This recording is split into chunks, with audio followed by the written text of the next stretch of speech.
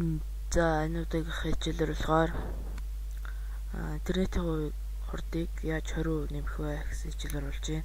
За тэгээд олон фолдер руу орохлоор бүх ямар фолдер руу орох нь болохоор блог дээр текст дээр тавих болно.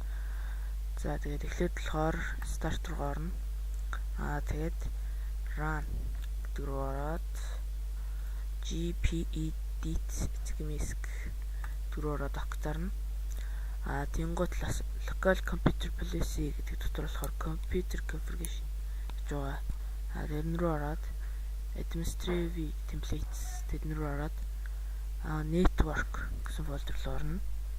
Тэнгуут QoS packet scheduler гэж нэг фолдер байгаа. За тэр фолдер руу ороод за тэгээд limit reachable bandwidth гэд байж за тийш болохоор 2 одоо дараад өөр шин цонх одоо үүсч орох болно. За энэ цонхон дээр болохоор ер нь бол ихэнх компьютерууд болохоор угаасаа анхнаасаа цаанаасаа Windows болохоор not configured эсвэл disabled гэж байж идэг. За тэгээд not configured биш enabled болох хэрэгтэй. За тэгээд тэр options гэдэг дээр болохоор хувийн болохоор ер нь бол дандаа 20 байдаг.